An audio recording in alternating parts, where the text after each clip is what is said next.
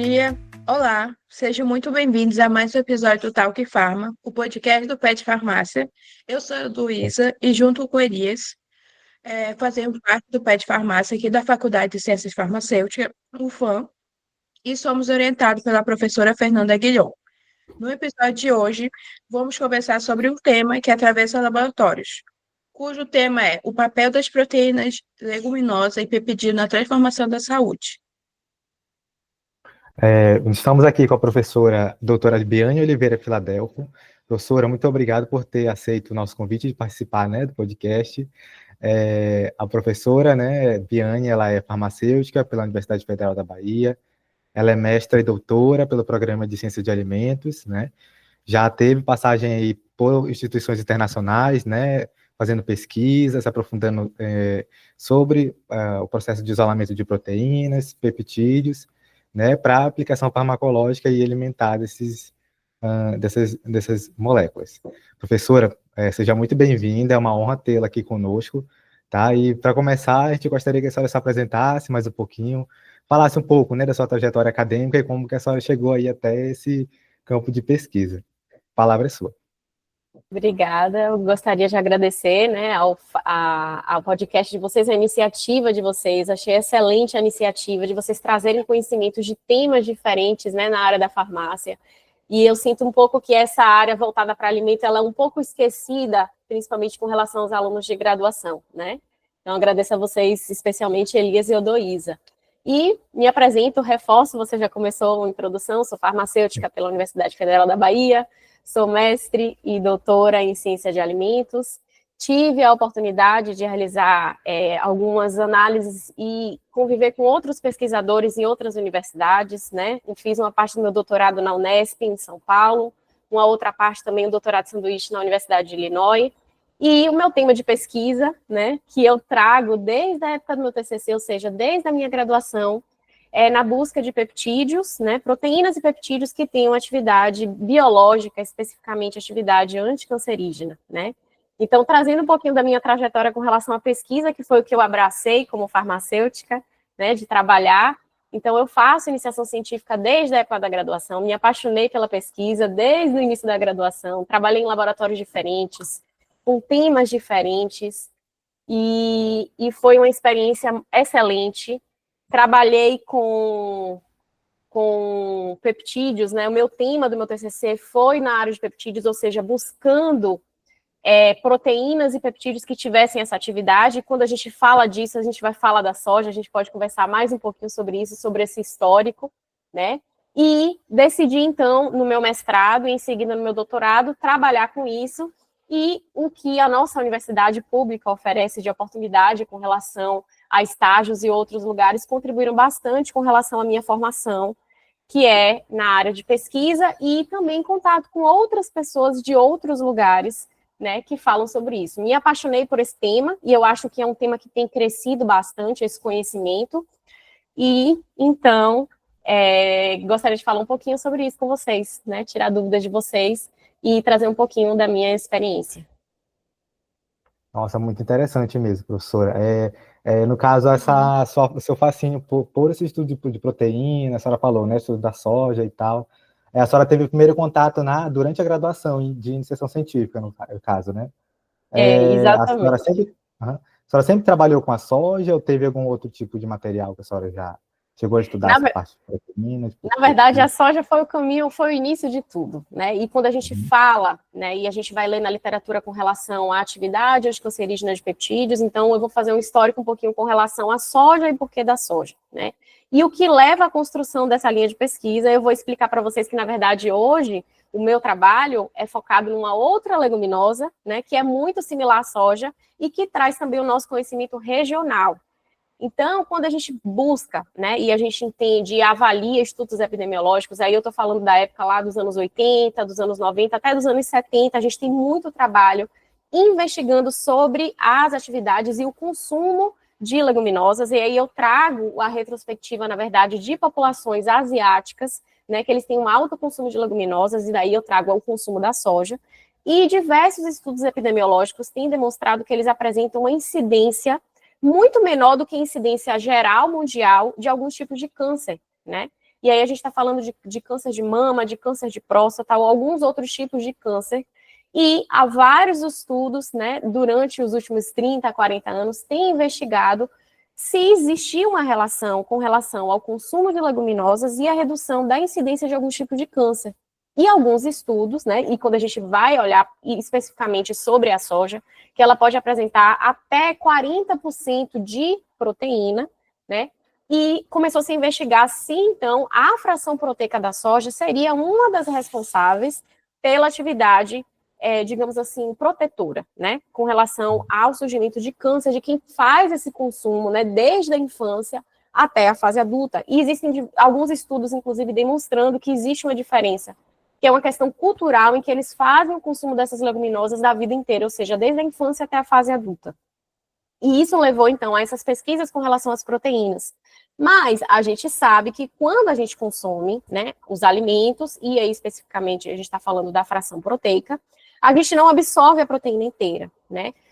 Essa proteína, ela vai ser digerida pelas nossas enzimas gastrointestinais, e a gente tem diversas proteases que vão fazer essa função, e a gente vai absorver esse material digerido, boa parte como uma forma de aminoácido livre, e também com pequenas frações de proteínas, que é o que a gente chama de peptídeos, né? E isso que levou à investigação. Tá, então a gente faz o consumo de proteína, mas a gente não absorve essa proteína inteira quando a gente faz o consumo da proteína. A gente absorve na forma de aminoácido, mas a gente absorve também na forma de pequenas porções de proteínas, que são peptídeos. E daí que veio a investigação com relação aos peptídeos. Então, será que esses peptídeos teriam alguma atividade que fosse anticancerígena, que fosse quimioprotetora, né? E daí começou-se a pesquisa. Então, o foco da soja, ela começou devido a esses estudos epidemiológicos, né? E aí eu trago uma retrospectiva de um peptídeo que até hoje é investigado, que ele começou a ser investigado lá no final da década de 90, que é um peptídeo chamado de lunazina. Então, esse peptídeo é um peptídeo que tem 43 resíduos de aminoácidos na sua sequência, e existem diversos estudos lá, desde 1997 até agora, que estuda sobre esse peptídeo, essa atividade. Então, ele começou a ser investigado como um peptídeo com potencial atividade anticancerígena, né? Existem diversos estudos que estudaram, inclusive, partes desse peptídeo, até porque ele é um peptídeo grande, né? A gente está falando de 43 resíduos, e desde então, existem vários estudos com relação a essa atividade, mas devido a algumas limitações, né, foram encontradas outras atividades biológicas desse peptídeo, não? Então, com uma atividade, por exemplo, para o controle do colesterol, né? E isso levou, inclusive, a alguns anos atrás, ao depósito de uma patente. Então, esse peptídeo, ele ficou com essa proteção, e hoje, né, ele é comercializado como suplemento alimentar. Acredito que não tenha no Brasil ainda, não vi aqui no Brasil, né? A empresa que primeiro lançou, se não me engano, foi a LunaRich, mas tem outras empresas depois, porque essa patente, se eu não me engano, já foi rompida. E esse peptídeo hoje tem sido comercializado como suplemento alimentar, mas a gente ainda tem diversos estudos investigando essa atividade, né? E isso eu acho importante a gente falar, principalmente a gente que trabalha com a parte de ciência de alimentos e voltado para a farmácia, né? A importância da gente entender e diferenciar aquele limiar em que a gente encontra uma atividade biológica, se de fato aquele composto ele pode ser utilizado, então, como nutracêutico, um suplemento, ou a que ponto ele passa a ser, então, um candidato a fármaco, né? Mas a lunazina, para mim, é o exemplo perfeito quando a gente vai falar de investigação de peptídeos, com atividade biológica, né, que hoje ele se encontra em fase de uso como suplemento alimentar, mas os estudos com relação à sua atividade ou em relação à sua estabilidade, eles continuam a acontecer agora em ensaios com seres humanos, né, para algumas atividades biológicas, ou com relação à sua estabilidade, né, se ele é absorvido e quantificado no plasma inteiro ou uma parte dele. Então, a fase inicial da minha pesquisa que eu escolhi trabalhar foi baseado lá na lunazina, né? E aí eu trago, na verdade, que o meu foco agora não é na soja, né? Eu me baseei na soja porque os estudos epidemiológicos mostraram esse potencial das leguminosas. Mas aí eu trago um fator interessante. Quando a gente está falando da proteína, nós temos diversos tipos, né? A gente fala a fração proteica. Então, a fração proteica tem diversas proteínas com características diferentes, né? E quando a gente está falando da soja, nós temos uma proteína, né, que é classificada, as proteínas podem ser classificadas de acordo com o seu índice de sedimentação. Então, a gente tem uma proteína na soja que é a 7S, né? E temos essa mesma proteína numa outra leguminosa, né, que é muito similar. Então, a estrutura filogenética dessa proteína da soja, especificamente a 7S, que é uma proteína importante, que é uma globulina, ela é muito similar a uma outra proteína de um outro feijão, né, que é o feijão calpi, que aqui, que eu sou de Salvador, né, ele também é conhecido como feijão fradinho, que é o feijão utilizado para o preparo do acarajé. Então, o que eu resolvi trabalhar, na verdade, investigar, avaliando que essa proteína específica do feijão calpi, inclusive, que é a proteína majoritária da sua fração proteica, né, já que ela tem uma similaridade estrutural muito, né, parecida com a da soja, se por um acaso elas poderiam ter uma atividade biológica similar ou até superior. Então, desde meu TCC, eu trabalhei, eu investiguei, estudei muito sobre a lunazina, sobre o histórico dela, o que é que já tinha na literatura com relação a ela. E então eu passei a trabalhar e testar, na verdade, a extrair, isolar a proteína, hidrolisar a proteína e testar em algumas linhagens de câncer in vitro, né, ou seja, em células, dessa proteína e dos peptídeos gerados por essa proteína 7S do feijão calpi, que também é chamada de beta-vignina, né, a proteína beta-vignina do feijão calpi. E a gente encontrou resultados interessantes. Então, no meu mestrado, eu testei o hidrolisado total, fracionei esses peptídeos em diferentes tamanhos para saber se existia alguma correlação com relação ao tamanho do peptídeo e, então, a sua atividade anticancerígena. Então, testei em células de câncer de mama, em câncer de próstata, então fiz em câncer hepático, né? Então, fiz, na verdade, uma triagem com alguns tipos de câncer diferentes, inclusive do trato gastrointestinal. E agora, no meu doutorado, utilizando ferramentas computacionais, né, adicionais. Então, eu testei esse hidrolisado, mas eu testei também peptídeos sintetizados, né? E respondi, né, tivemos respostas a algumas perguntas, inclusive, né, como eu falei, como a gente já falou, que, na verdade, as proteínas, elas não são absorvidas inteiras, elas são absorvidas como peptídeos. Então, eu realizei a hidrólise da proteína, então eu fiz uma digestão completa, né, ou seja, desde lá da digestão da boca, com a amilase salivar, então, na verdade, foi completa mesmo, simulando uma digestão alimentar, até o final no colo, e eu avaliei, na verdade, a gente fez o sequenciamento para saber quais eram os peptídeos que, de fato, foram gerados por essa digestão completa. Então, a gente teve diversas respostas que, desde o início do meu TCC, a gente estava muito curioso com relação aos peptídeos gerados, mas também testei peptídeos que foram sintetizados pela hidrólise virtual, né? Então, 2 peptídeos a gente testou em câncer de colo retal, avaliamos se existia seletividade desses peptídeos, né? Ou seja, se eles tinham uma tendência de matar mais a célula cancerígena do que a não cancerígena, e tivemos resultados muito interessantes, né? Então, a soja, na verdade, foi o princípio de tudo, e hoje, né, o que eu continuo fazendo e investigando são esses peptídeos derivados da beta-vignina, então, dessa proteína majoritária do feijão calpi, que também é conhecido como feijão fradinho. Nossa, é muito interessante nessa parte que a senhora falou, né, de explorar alimentos que já são utilizados e tal. E aqui no Amazonas mesmo, né, na região norte do Brasil, a gente tem vários tipos de frutas, de alimentos regionais que a gente costuma consumir, né?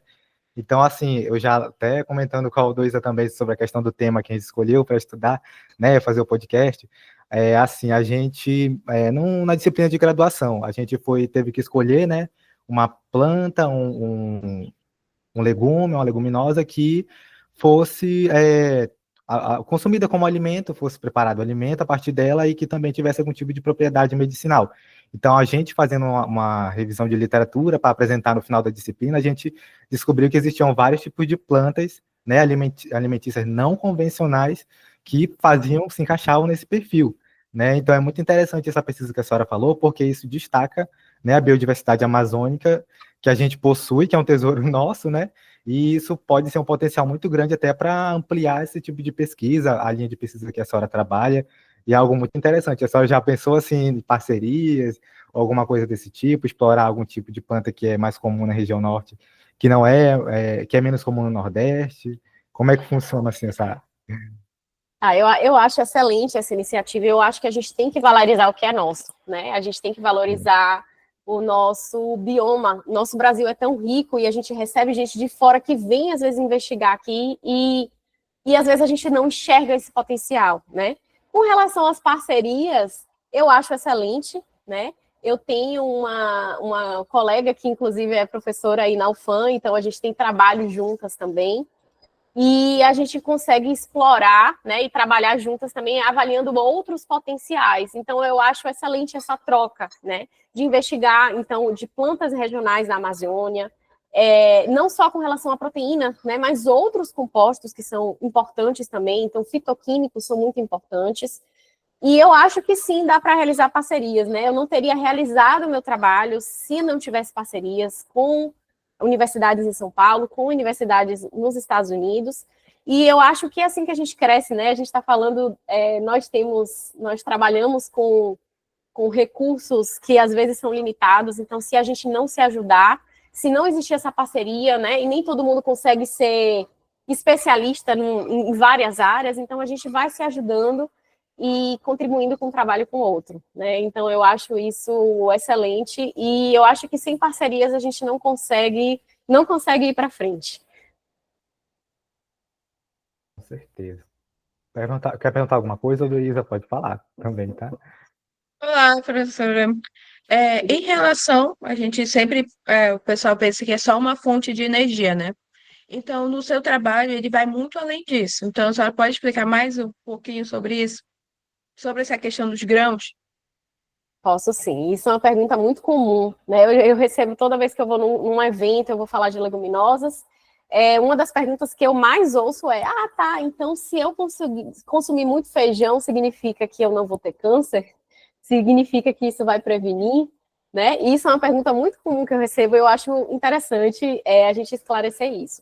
Né? Quando a gente fala do grão, da leguminosa, né, do feijão especificamente, ou outra leguminosa, a gente tem um percentual de proteína. Então, especificamente, o feijão calpi, o feijão fradinho, ele tem cerca de 24%, pode chegar a 26% de proteína, né? E aí a gente está falando de diversas proteínas que serão hidrolisadas, serão absorvidas. Então, em termos, quando a gente fala de uma atividade biológica, né, que isso vai modular uma atividade biológica no nosso organismo, a quantidade, por exemplo, do peptídeo que eu tenho interesse, ou que potencialmente tem essa atividade quimioprotetora ou redutora de colesterol, ou qual atividade biológica ele tenha, de fato, ela chega muito pequena nos vasos sanguíneos, né? A quantidade que é absorvida é muito pequena para gerar um efeito biológico. E isso a gente sabe, né? Então é importante falar, claro, a gente está falando de um grão de leguminosa, ele é rico em proteína, ele é rico em fibras, né? Então, ele tem diversas outras atividades que são muito importantes nutricionalmente, né? Mas o que a gente busca é entender o que é que tem ali dentro, que mesmo numa quantidade pequena, ou por quê, mesmo numa quantidade pequena, sendo consumida por um longo período de tempo, a gente consegue observar ou saber, inclusive, se existe essa relação. Isso é importante a gente falar, né?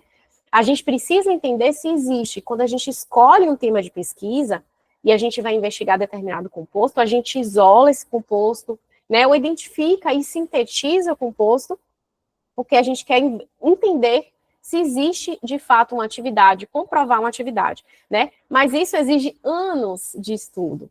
Então, o consumo de leguminosas é excelente para a saúde, a gente sabe que ele é rico em proteínas, ele é rico em fibras, ele é rico em minerais, né, em vitaminas, mas a gente precisa estabelecer e informar esse cuidado, né?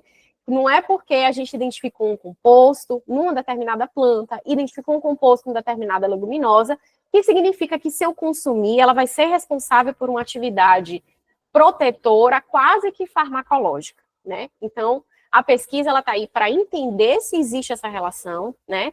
E então investigar e talvez isolar para utilizar ou como um suplemento ou talvez se tornar um fármaco, né? Lá na frente.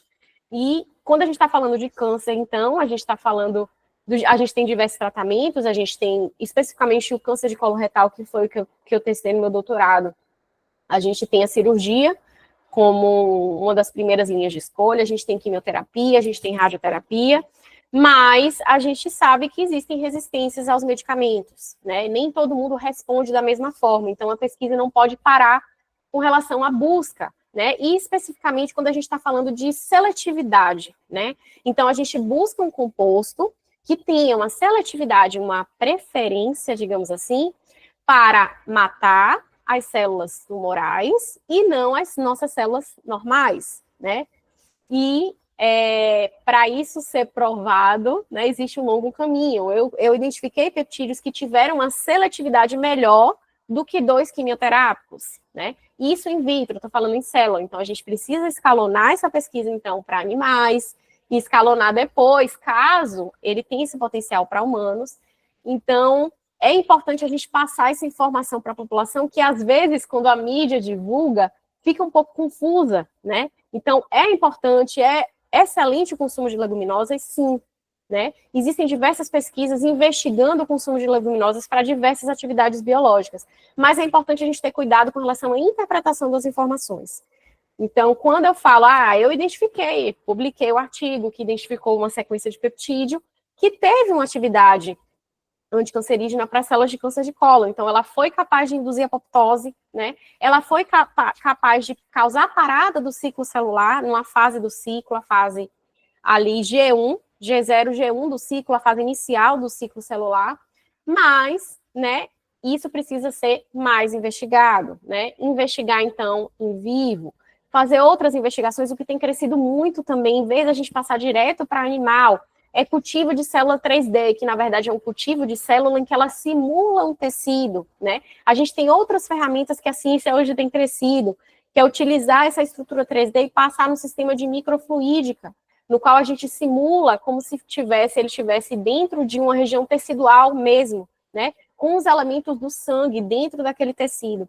Então, a ciência tem crescido bastante com relação à pesquisa, e é importante a gente entender as etapas de cada uma delas, né? O que é um suplemento alimentar e o que, de fato, é um potencial para uma atividade farmacológica, né? Que seja segura.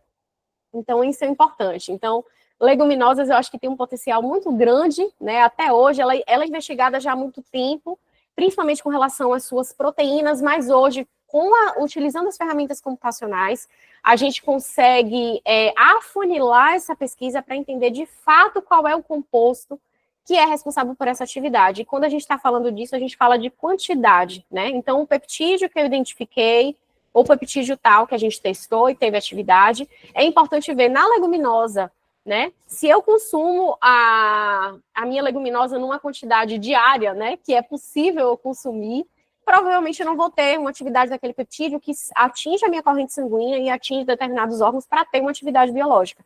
Mas vale a gente investigar, vai ver aquele elemento, ele é importante, né? Ele de fato teve uma atividade importante. Será que não seria interessante, então, a gente isolar e trazer para o mercado como um suplemento alimentar, que tem uma vantagem, né, provando que ele não tem efeitos colaterais, ou que ele tenha um potencial farmacológico, né? E aí a gente passa por outras etapas, né, que é muito mais longa do que o suplemento alimentar, principalmente com relação à regulamentação.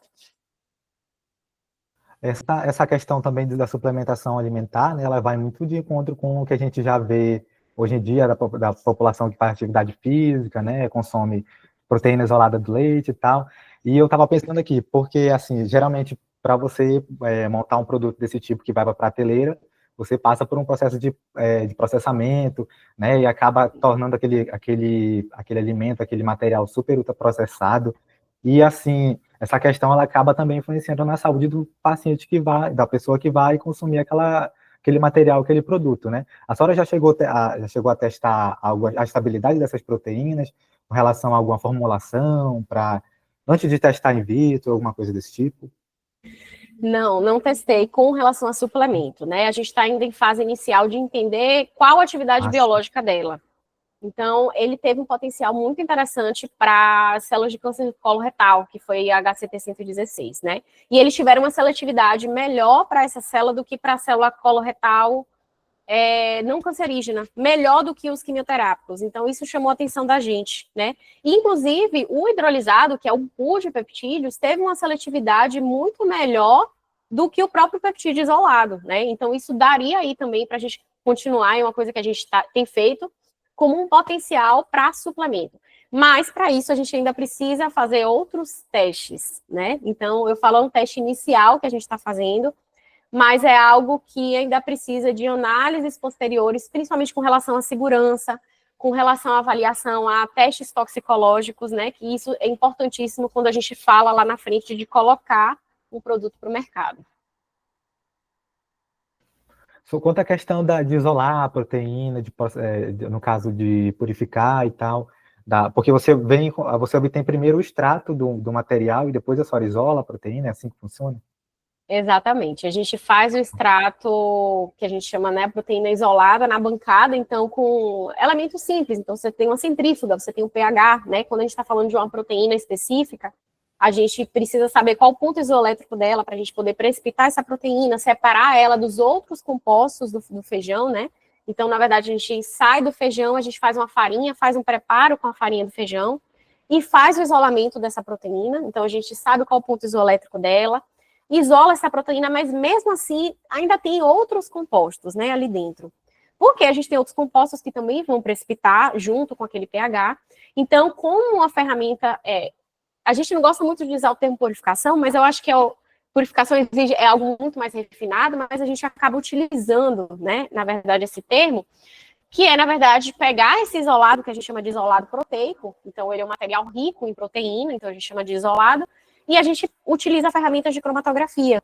Então, a gente tem usa a cromatografia de exclusão molecular, então a gente separa ela por tamanho, né, pelo volume da proteína, e aí a gente consegue isolar essa proteína. A gente tem uma coluna de exclusão molecular bem grande, de 1 metro aqui no laboratório, e aí a gente consegue isolar essa proteína para, então, fazer os testes, fazer a hidrólise dela, né? Então, a gente confirma a identidade da proteína utilizando a eletroforese, né, em condições redutoras, o SDS-PAGE, confirma que é essa proteína que está ali, numa pureza, a gente quer trabalhar com ela com no mínimo 90% de pureza, então a gente faz as análises posteriores, então faz a hidrólise por simulação gastrointestinal, usando pepsina pancreatina, e aí a gente tem o nosso hidrolisado total, né?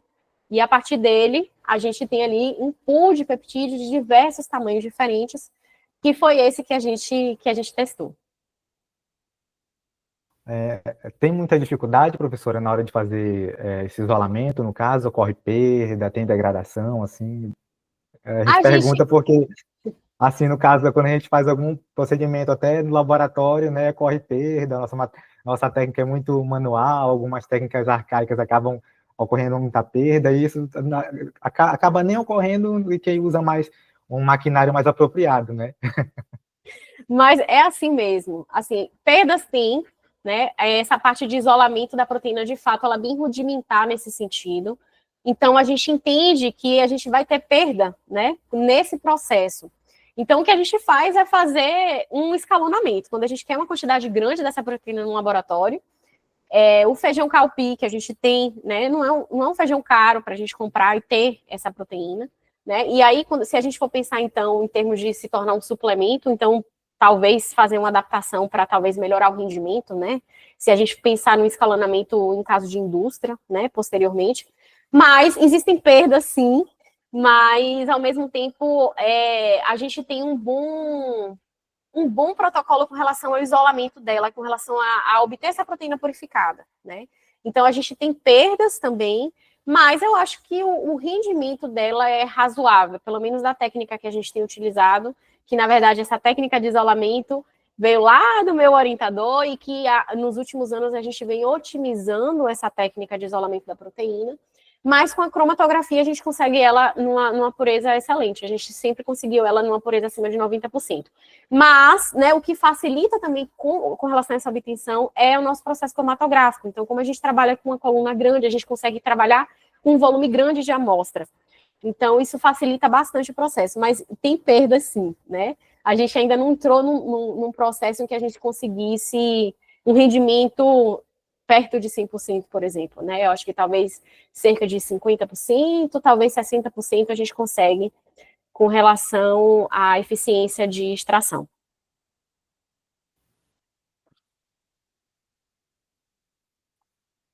Agora, doutora, Agora, indo direto ao ponto, né, mais fascinante para muitos ouvintes, é como é feita a investigação da atividade anticancerígena desses peptídeos.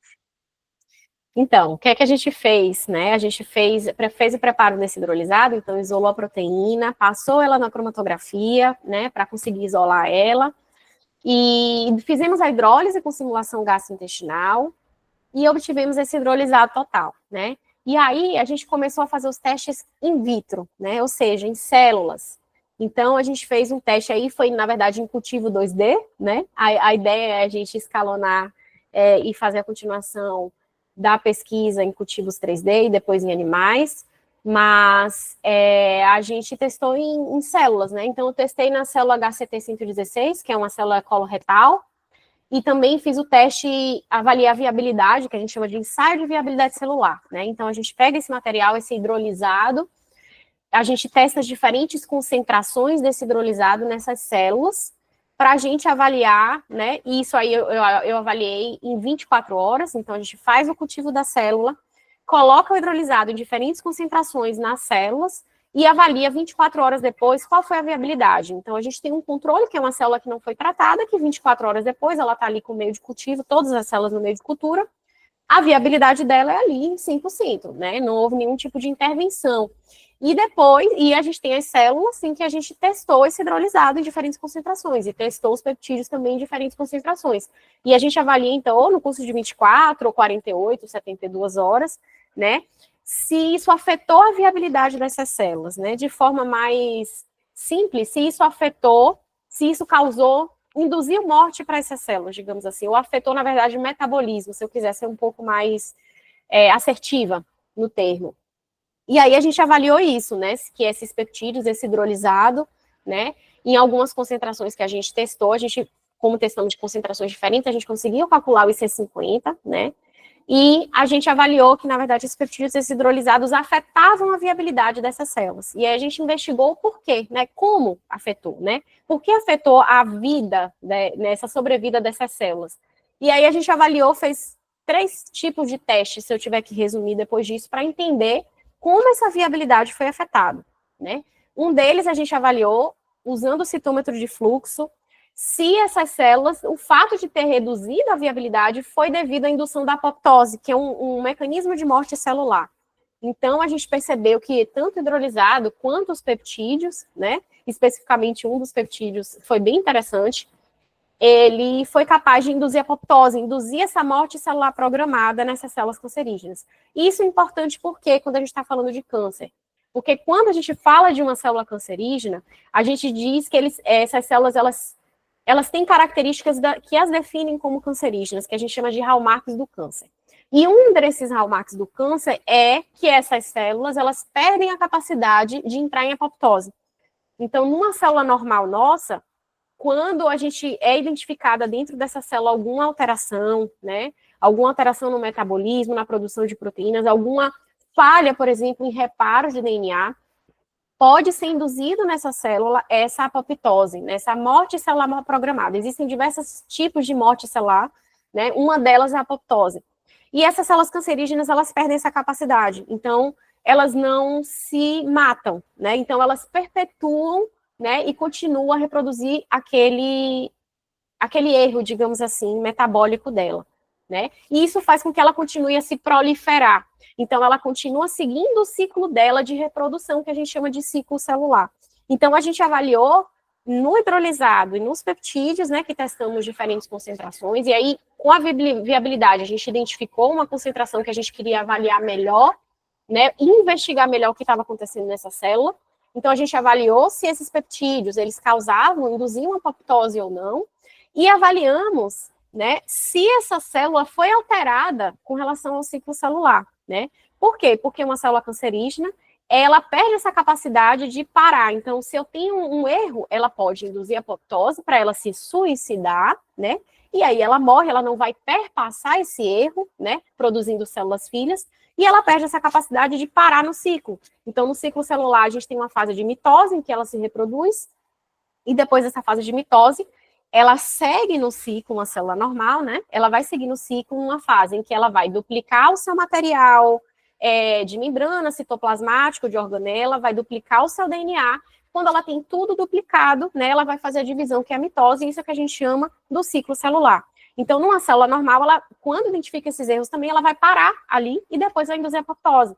Então, a gente investigou também, não apenas nessa célula, se ela era capaz de induzir a apoptose, se os nossos compostos eram capazes de induzir a apoptose, mas também se eles eram capazes de causar uma parada no ciclo também, né? Um dos peptídeos, ele causou uma parada do ciclo nessa fase G1 do ciclo, muito similar, né? Na verdade, não teve diferença estatística entre um peptídeo que a gente testou e os outros dois quimioterápicos, né, que a gente trabalhou.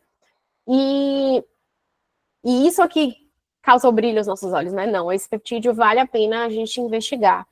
E aí, depois, a gente avaliou também, utilizando a técnica de Western blot, a expressão, se houve alteração na expressão de algumas proteínas envolvidas nessas duas vias, tanto na apoptose quanto no ciclo celular, né?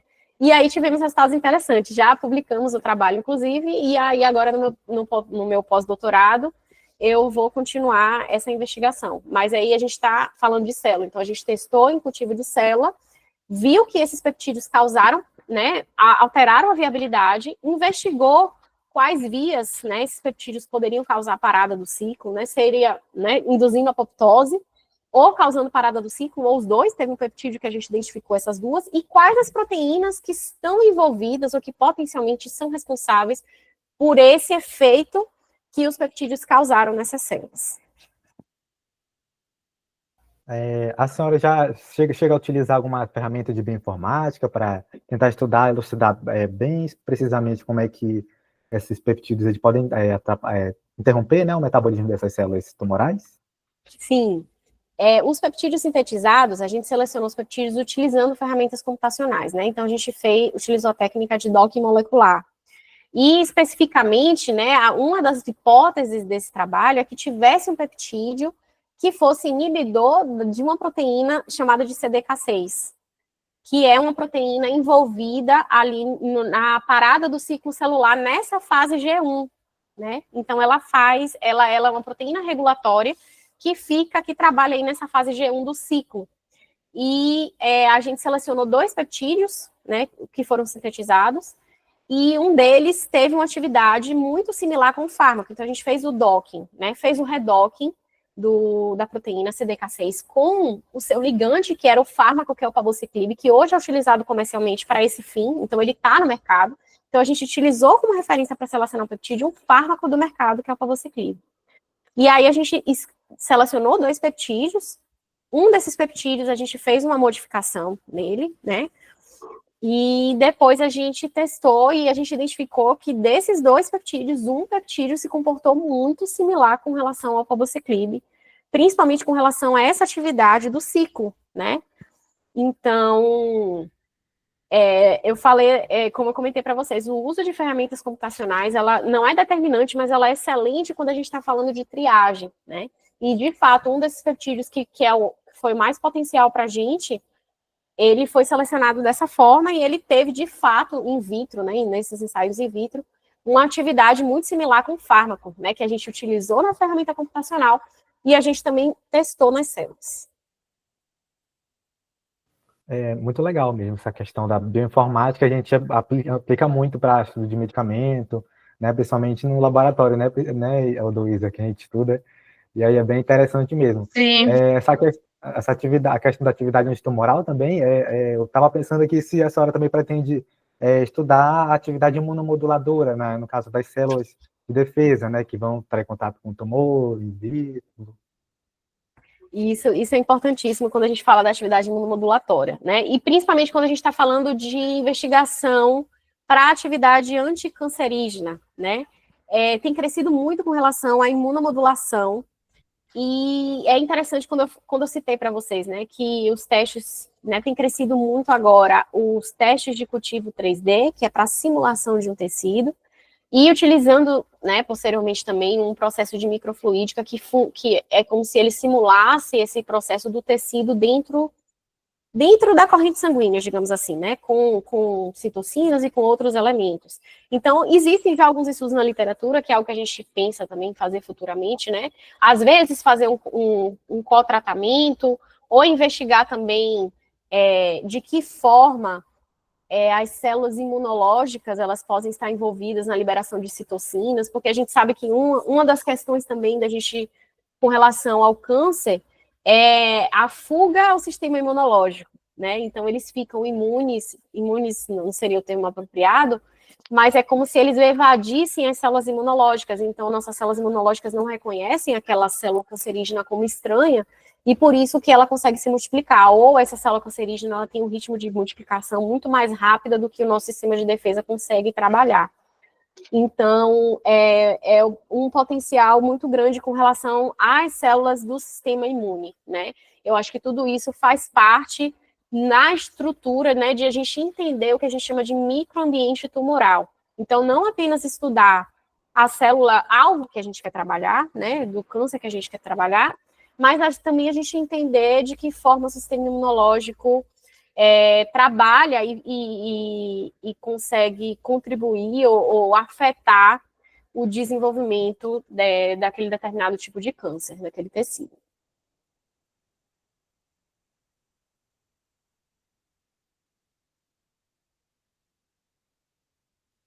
Doutora, existe alguma barreira regulatória, científica ou tecnológica que ainda impede esses compostos de chegar ao mercado? As barreiras, na verdade, estão nas comprovações científicas, né? Então, a gente precisa passar por um critério grande, existem duas vertentes, né? A depender como um suplemento alimentar, né? Como eu citei o caso da lunazina para vocês, que ela vem sendo investigada já há 30 anos, cerca de 30 anos, mas hoje ela está no mercado como um suplemento alimentar. Mas, quando a gente fala de fármaco, o critério é muito maior, porque a gente tem que passar por todas aquelas etapas, né? Fase 1, fase 2, fase 3, fase 4. A fase 4 já é a parte da farmacovigilância. Então, é um processo muito longo que pode levar até 20 anos. Então, a gente precisa se a gente quer fazer o registro de um produto, né? Seja um suplemento ou fármaco um pouco mais criterioso nesse sentido, a gente precisa de uma comprovação científica bem fundamentada, né? E quando eu estou falando de suplemento alimentar, a Anvisa, que é que faz a regulamentação, né, até o ano passado, alguns tipos de suplementos alimentares, eles não necessitavam de registro, eles eram mais exigentes com relação a enzimas e a probióticos. E a partir do ano passado, se eu não me engano, em 1º de setembro do ano passado, eles publicaram um RDC em uma instrução normativa, exigindo, então, que todos os suplementos alimentares, eles precisam de registro, né? Salvo engano, foi em setembro do ano passado. Então, essa regulamentação tem crescido bastante, e isso comprova, né, a importância da gente ter uma fundamentação científica para evitar problemas lá na frente.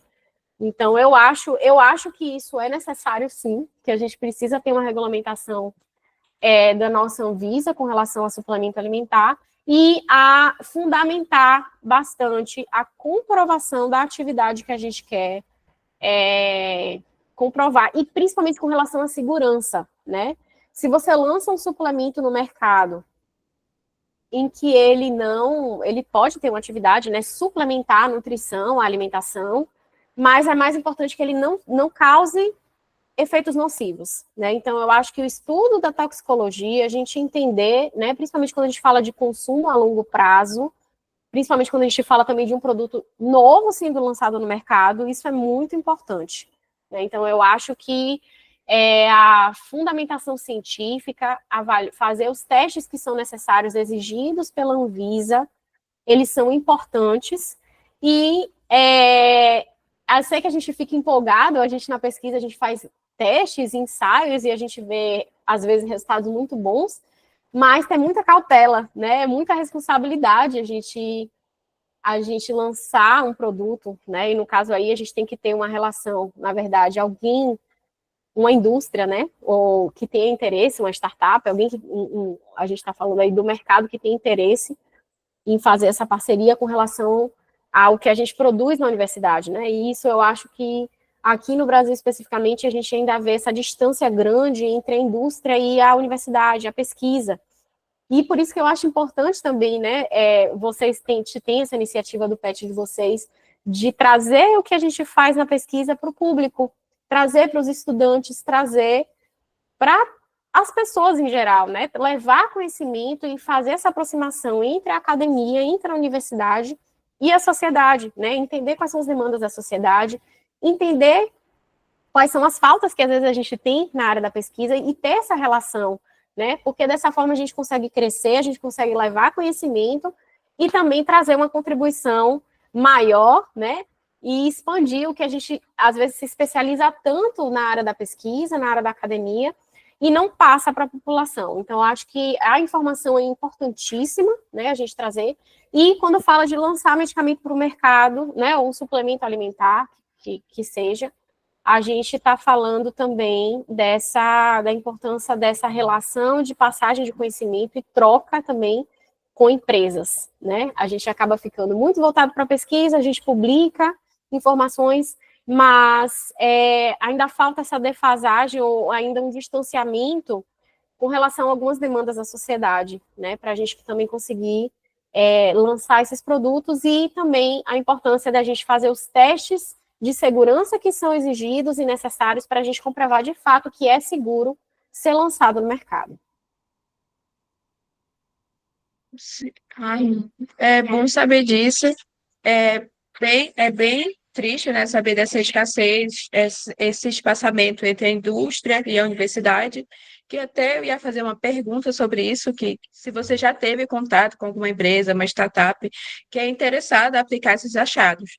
E é bem triste mesmo. Mas, assim, em relação como seria o papel do farmacêutico nesse processo de inovação e o desenvolvimento? O papel do farmacêutico é importantíssimo, né? E eu falo assim, essa área de ciência de alimentos, eu particularmente sou apaixonada, porque a gente entende, pelo menos na graduação, a gente tem uma noção de que o farmacêutico é o profissional do medicamento, o farmacêutico é o profissional especialista em medicamento.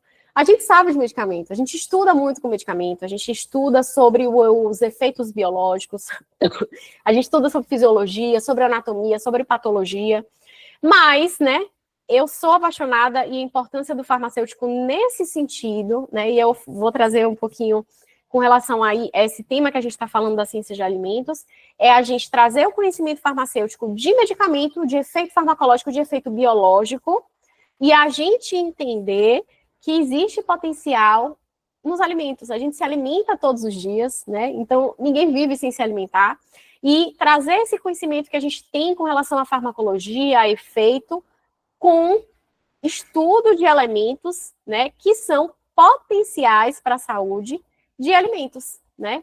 Então, das leguminosas, né, existem outros alimentos que sejam plantas não convencionais, e aí a gente pode nem falar apenas das proteínas, mas falar também de fitoquímicos e outros elementos. Então, trazer o nosso conhecimento biológico, conhecimento do corpo, né, para a gente investigar atividades que são importantes para a saúde, né, dos alimentos.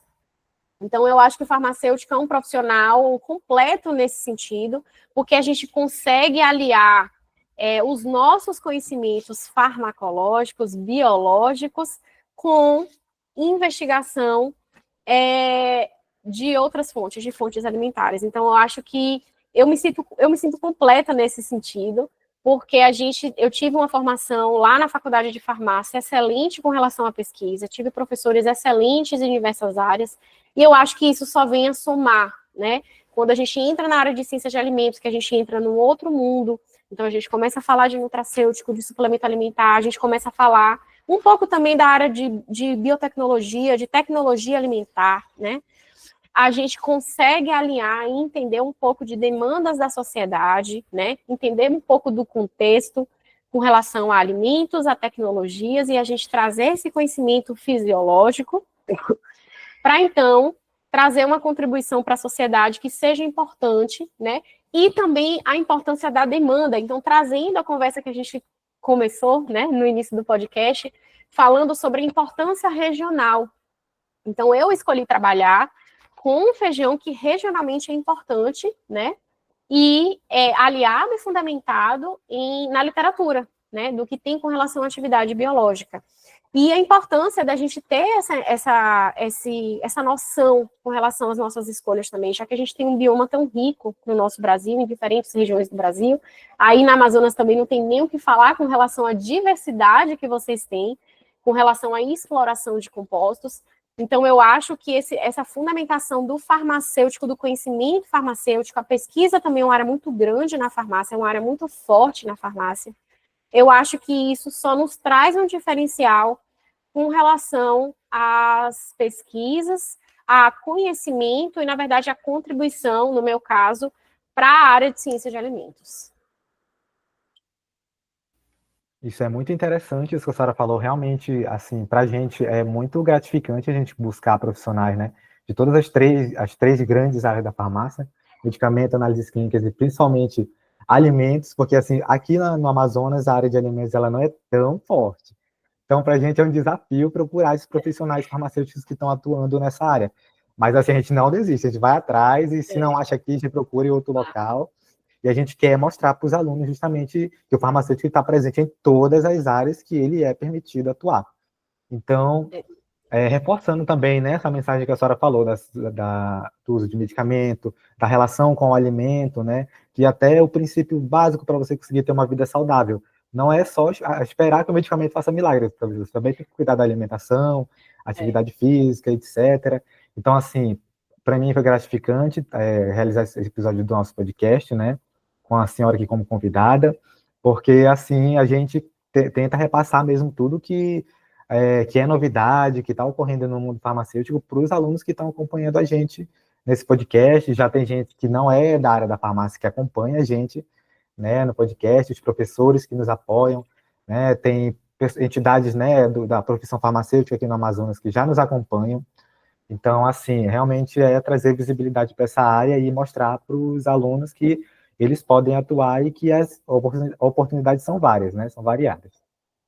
Eu que agradeço a oportunidade, né, de falar desse tema. Eu acho que, de fato, é pouco falado, e eu falo aqui na faculdade de farmácia, ele também não é uma área tão pequena, a gente tem um departamento, né, os professores aqui têm um departamento até interessante, mas, de uma maneira geral, até na época que eu era graduação, é mais negligenciado. Eu acho que é a área mais negligenciada nesse sentido, né, da farmácia. Mas eu acho que a gente tem que entender que existem atuações diferentes, né, e entender a importância, né? A gente não pode esquecer da importância, se existe essa pesquisa, é porque ela tem importância, né? E quando a gente fala de alimento, a gente está falando, e é o que a gente busca hoje, se a gente for falar com relação à saúde, né? O nosso objetivo, eu falo até do próprio SUS, não é que a gente torne tudo farmacológico. A gente não quer a farmacologia para tomar conta e resolver nossos problemas. A gente quer saúde. Quando a gente está falando de saúde, a gente está falando de alimento. Talvez um suplemento, né? Então, é importantíssimo a gente passar essa importância. Eu sei que não é para todo mundo, eu acho, e isso é importante também, né? Cada um identificar qual é a sua área, né? Se apaixonar pela sua área e trazer informação. Eu acho que toda área tem sua importância. Mas é importante a gente divulgar também, né? Vai ver que tem alguém aí que não conhecia a área e se apaixona por alguma coisa. Então, eu só agradeço a iniciativa de vocês, eu achei excelente essa ideia de vocês de fazer o podcast, e vocês estão de parabéns. Eu acho que a divulgação de informação, vocês trazerem profissionais de áreas diferentes, conversarem de diferentes temas, eu acho que isso só enriquece, e tenho certeza que os colegas de vocês também, né? E os colegas de vocês vão sair com uma formação, vão sair farmacêuticos com uma outra visão, talvez muito mais amparados com relação à escolha que vocês vão fazer profissionalmente, seja na área de alimentos, na área de análises clínicas, na indústria também, né? Então, eu agradeço demais essa oportunidade. Muito obrigada, né, doutora Biane.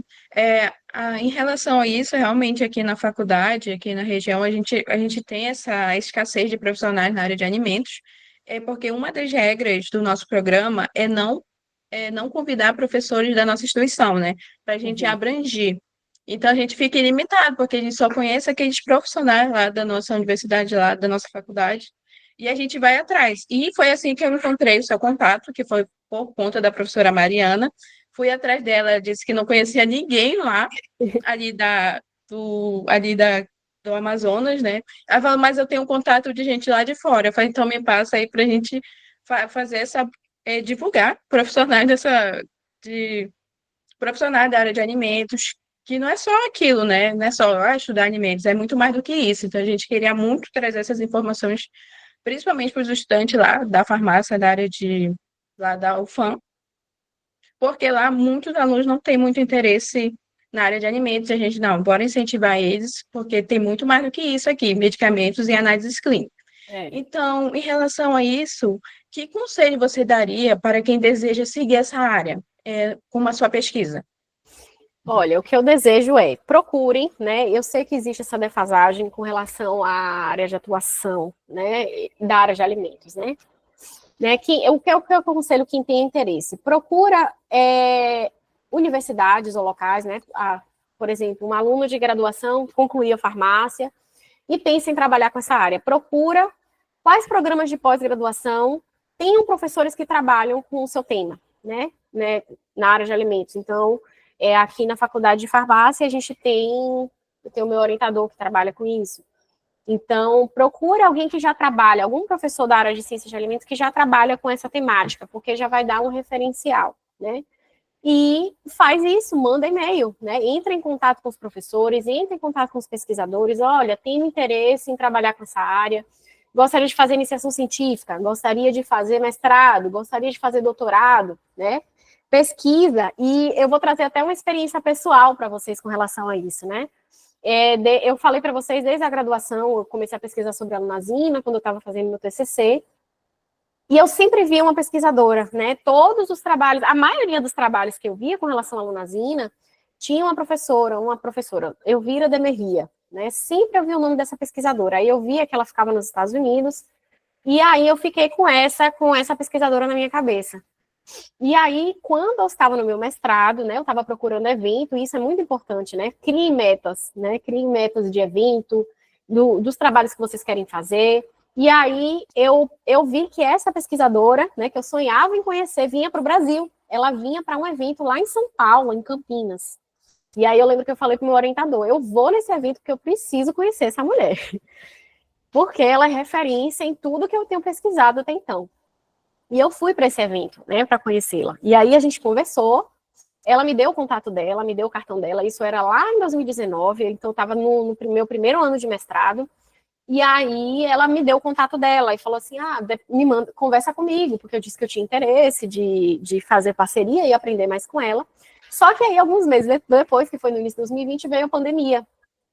E aí as coisas ficaram um pouco mais difíceis, né, eu concluí o meu mestrado na pandemia, né? Então eu defendi meu mestrado em 2021 e logo depois eu entrei no doutorado e coincidentemente estava aberta a seleção para o CapSprint, né? Que é uma seleção que promove bolsas de doutorado sanduíche. E aí eu fui cara de pau, né? Peguei o contato dela, mandei um e-mail, tinha tirado uma foto com ela. Isso é uma dica que eu dou para vocês. Se tem algum profissional que vocês tenham, né, algum pesquisador, que vocês têm interesse de trabalhar, se vocês os verem, tirem foto. Aí eu tinha uma foto com ela, mandei no e-mail, no corpo do e-mail, e escrevi que eu queria marcar se a gente poderia conversar, porque eu tinha interesse de fazer doutorado de sanduíche, que a bolsa seria coberta pelo Brasil, né?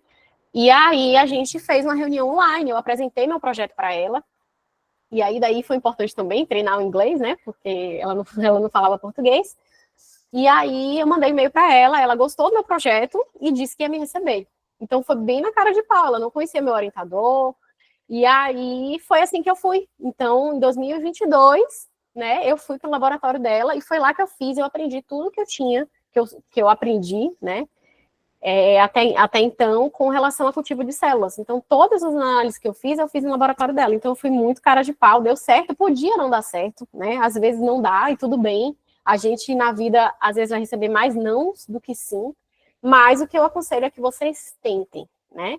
Tentem, e é uma coisa que hoje eu olho para trás e eu falo assim, nossa, quando eu lia sobre ela na graduação, eu nunca queria imaginar que eu ia trabalhar com ela, eu ia publicar com ela.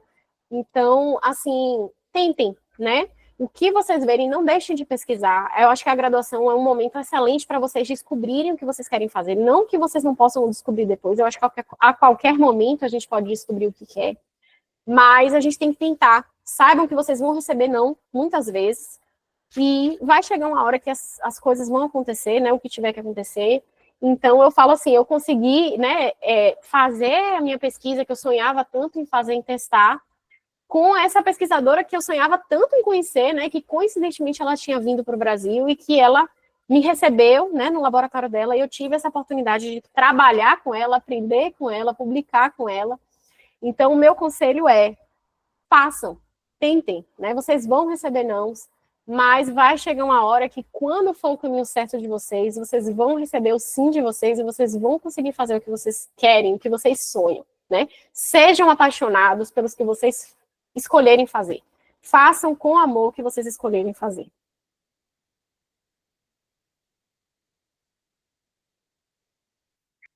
Então, foi uma honra enorme contar com a sua participação. A sua experiência e reflexão certamente vão inspirar muita gente aqui que nos acompanha, aqui do pessoal da região do Amazonas.